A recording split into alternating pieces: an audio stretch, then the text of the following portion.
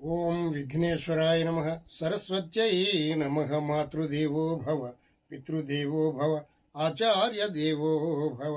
హరి ఓం తత్సత్. ఆ గంగానది ఒడ్డుకి మహానుభావులైనటువంటి వాళ్ళందరూ చేరారు. ఆ చేరినటువంటి మహాత్ములతో ఇంకొకసారి పరీక్షిత్ మహారాజు తాను చేసినటువంటి తప్పుని ఇలా చెప్తూ ఉన్నారు. ఆ వచ్చినటువంటి మహాత్ములతో మళ్ళీ పరీక్షిత్ మహారాజు తాను చేసినటువంటి తప్పుని మళ్ళీ అందరికీ తెలియజేస్తూ ఉన్నాడు. పూర్వకాలం ఎవరైనా తప్పు చేస్తే దానికి ఎంతో పశ్చాత్తాపపడేవారు. చేసిన తప్పును పదే పదే తలుచుకుని కుమిలిపోతూ ఉండేవారు. అది పూర్వకాలం అలా జరుగుతూ ఉండేది. ఆ క్షమాపణే మన అందరికీ కూడా శ్రీరామ రక్ష అన్నమాట. అప్పుడు వారి ఆ వచ్చినటువంటి మహామునులతో ఈ పరీక్షిత్ మహారాజు అంటున్నాడు, ఒక అద్భుతమైనటువంటి పద్యాన్ని పోతన గారు రచించారండి. ఉత్పలమాలలో పోతన గారు పద్యం చెబుతున్నా మనకి ఏదో వచనం చెబుతున్నట్లుగా ఉంటుంది. అంత సులభమైనటువంటి భాషలో మనకు అందించగలిగినటువంటి దిట్ట పోతనామాచ్యులు. చూడండి, ఉత్పలమాలని ఎంత సులువుగా మనకు అందించారు. ఓపిక లేక చచ్చిన మహారగమును కొనివచ్చి కోపినై తాపసు మోపుపై నిడిన దారుణ చిత్తుండ మత్తుండ మహాపాపుండ మీరు పాప తృణ పావకులు ఉత్తములు అయ్యలారా అయ్యలారా నా పాపము పోవు మార్గము కృపాపరులార విధించి చెప్పరే.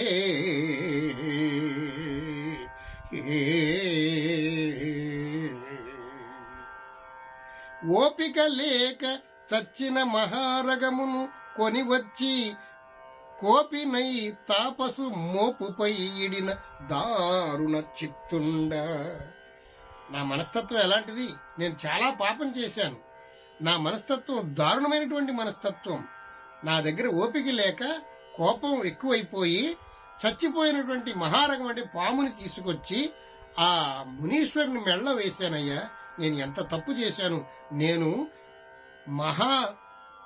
మత్తుండ, నేను మదమెక్కినటువంటి వాడిని, మహాపాపం చేసినటువంటి వాడిని, మహాపాపుని నేను. పాప తృణ పావకులు, ఈ పాపాలన్నిటినీ అలా గడ్డి పరగలా తీసేసేటువంటి మహాత్ములు మీరందరూ. ఉత్తములు అయ్యలార, మీరు మహా ఉత్తములు. ఎల్లప్పుడూ ఆ భగవంతుని యొక్క తపస్సుచే పవిత్రులైనటువంటి వారు మీరందరూ. నా పాపాన్ని మీరు ఇలా గడ్డిపోచ తీసినట్లుగా తీసివేయగల సమర్థత కూడా మీకు ఉండే ఉంటుంది. నా పాపము పోవు మార్గము కృపాపరులార విధించి చెప్పరే. నా పాపం పోయేటువంటి మార్గాన్ని ఇప్పుడు చెప్పండి అని ఎంతో ప్రాధేయపడి అడుగుతూ ఉన్నాడు పరీక్షిత్ మహారాజు అక్కడ చేరినటువంటి మునీశ్వరులందరినీ. ఓ మునీశ్వర్లారా, నా అహంకారం పెరిగిపోయింది. బ్రాహ్మణ కుమారుని శాప రూపంలో నాకు మరణం దాపరించనున్నది. ఆ శ్రీహరి నాకు ముక్తి కలిగించుగాక. అయితే నేను ఆ పాము వచ్చి నన్ను కాటు వేస్తుందని నేనేం బాధపడలే. ఉరగాధీసు విశాలంబునకు మేనొప్పింతు శంకింప. నేను చచ్చిపోతున్నాను అని నాకేం భయం లేదు.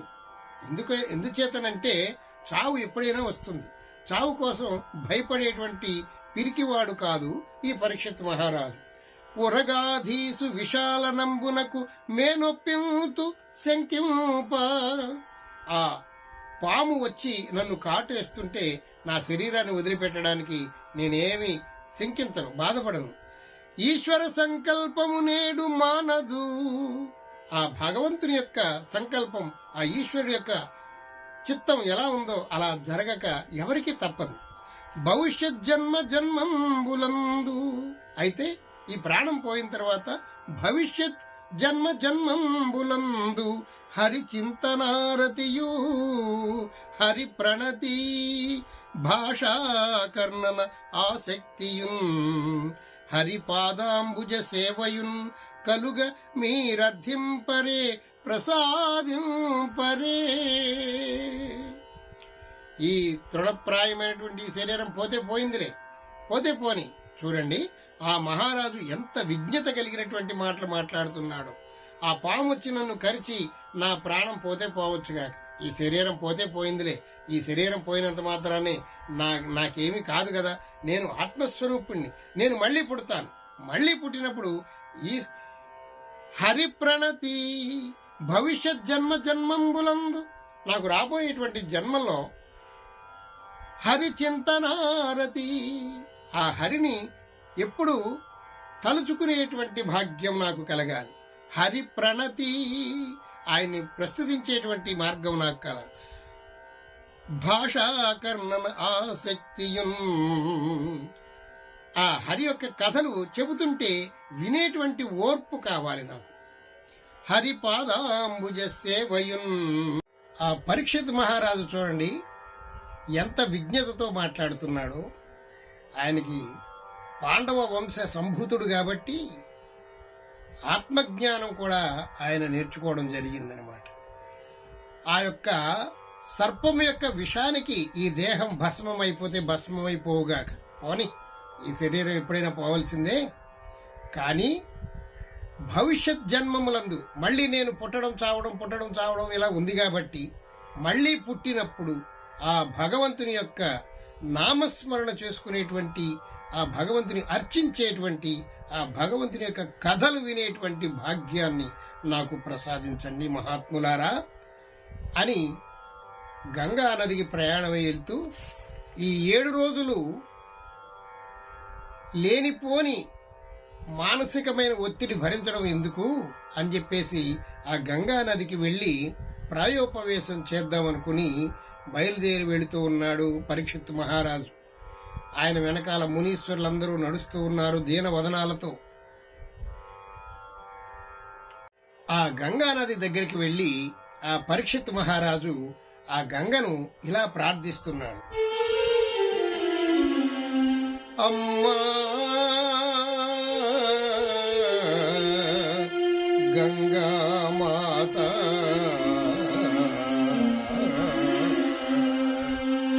అమ్మా నిన్ను చూచిన నరున్, అమ్మా నిన్ను చూచిన నరున్ పొమ్మా ముక్తి కడకు బుత్తునట కృపన్, లెమ్మా నీ రూపముతో రమ్మా నాకెదురు గంగా రమ్యతరంగా, లెమ్మా నీ రూపముతో రమ్మా నాకెదురు గంగా రమ్యతరంగా.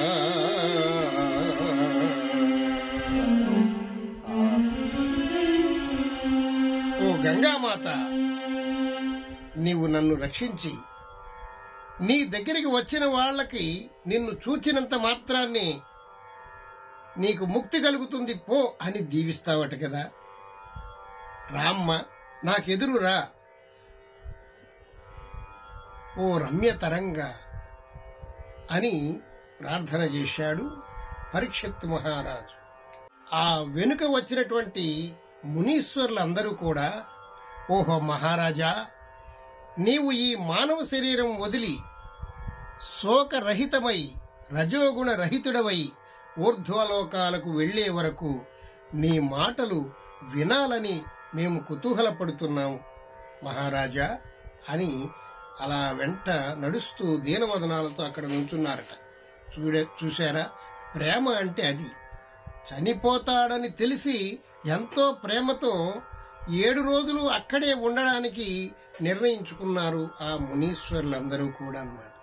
ఓ మునీశ్వరులారా, 7 రోజుల్లో ముక్తిని పొందే మార్గం నాకు చెప్పండి మీకు తెలిస్తే అంటూ ఉండగా అలా ఎదురుగుండా ఒక అవధూత వస్తూ ఉన్నాడు. ఆయనే సుఖబ్రహ్మ, వేదవ్యాసుని యొక్క కుమారుడు. ఆయనను చూడగానే మునులందరూ కూడా ఆనందవదనాలతో ఆనందాన్ని వ్యక్తం చేశారు. అవధూత అయినటువంటి శ్రీ సుఖబ్రహ్మ వస్తూ ఉంటే సాక్షాత్తు ఆ శ్రీహరి నడిచి వచ్చినట్లుగా ఉన్నదట మునులందరికీ. పరీక్షిత్ మహారాజా, నీ పంట పండింది, అదుగో సుఖబ్రహ్మ వస్తూ ఉన్నాడు, ఆయనకు సాష్టాంగ నమస్కారం చెయ్యి, కాళ్ళు కడిగి ఆయన జలాన్ని నెత్తిన జల్లుకో. ఓ మునీశ్వర, 7 రోజుల్లో నాకు ముక్తి మార్గం తెలియజేయమని ఆయనని ప్రార్థించు అని మహారాజుకి ఆ మునులందరూ చెప్పారట.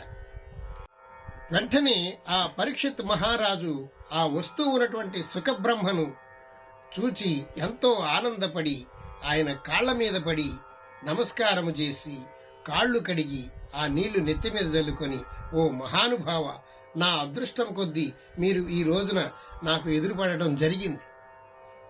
నాకు 7వ రోజున తక్షకుడు అనేటువంటి పాము చేత మరణము కలిగినటువంటి శాపము నాకు తగిలింది. నాకు 7 రోజుల్లో నాకు ముక్తిని కలిగేటువంటి ఉపదేశాన్ని నాకు ప్రసాదించండి అని ఎంతో వినయంతో ఆ సుఖబ్రహ్మను అడగటంతో, ఓ మహారాజా లేవయ్యా అని ఆ సుఖబ్రహ్మ పరీక్షిత్ మహారాజుని లేవదీశాడు. అక్కడ ఉన్నటువంటి మునులందరూ కూడా ఆ యొక్క సుఖబ్రహ్మకు సాష్టాంగ దండ ప్రణామములు చేసి నమస్కరిస్తూ నిలుచున్నారట. జనులకెల్ల శుభము సాంఖ్యయోగము, దాని వలన ధర్మనిష్ట వలన నయన అంతకాలమందు శ్రీహరి చింతన చేయుట, పుట్టువులకు ఫలము భూవరేంద్ర.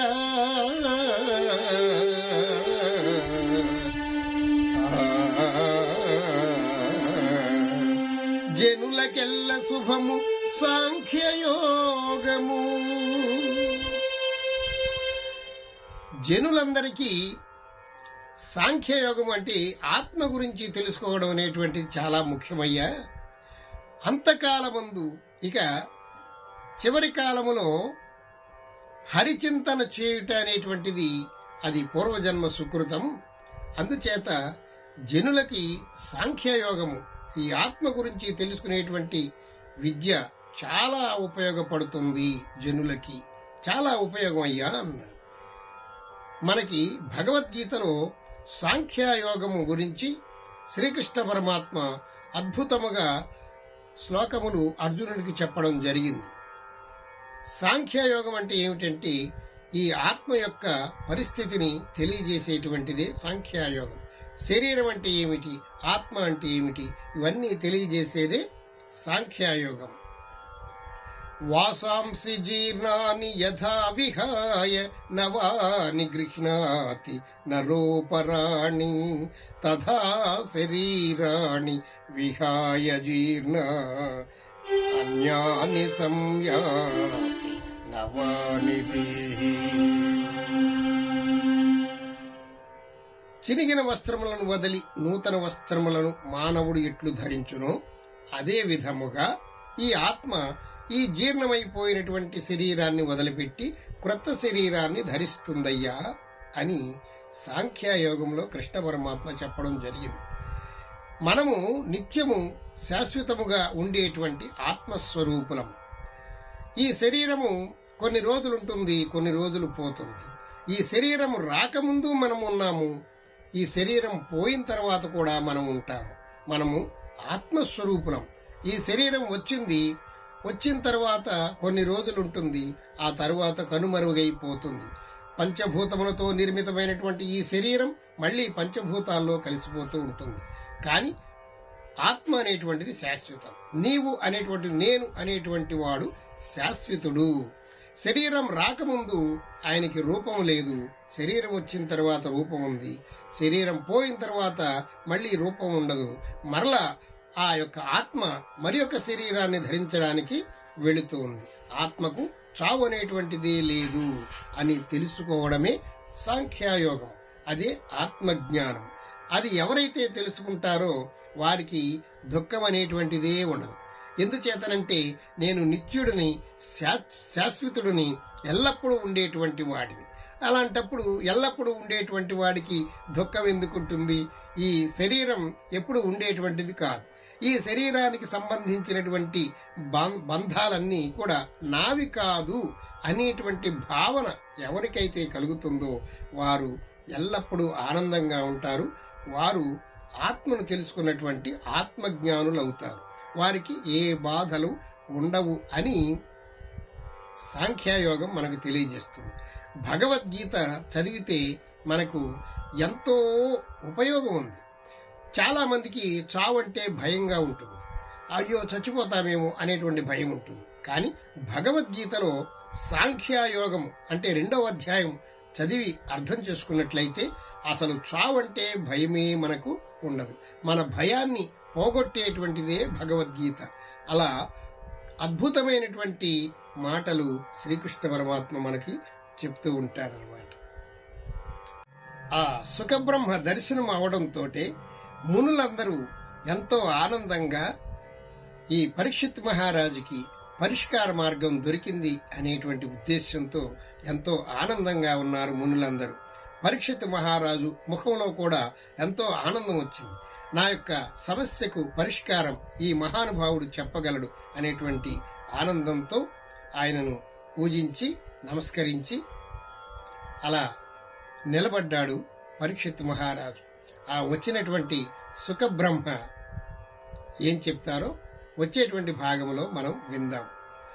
స్వస్తి ప్రజాభ్యః పరిపాలయంతాం న్యాయేన మార్గేణ మహీన్మహీష గోబ్రాహ్మణేభ్యం శుభమస్తు నిత్యం లోకా సమస్తా సుఖినో భవంతు. సర్వే జనా సుఖినో భవంతు. సమస్త సన్మంగళాని సంతు. ఈ వీడియో మీకు నచ్చినట్లయితే మా పురాణామృతం ఛానల్ని సబ్స్క్రైబ్ చేయండి, లైక్ చేయండి, షేర్ చేయండి. ప్రతి 2 రోజులకు ఒకసారి ఈ భాగవతము మా ఛానల్లో ప్రసారం అవుతుంది. విని తరించుదురుగాక. స్వస్తి.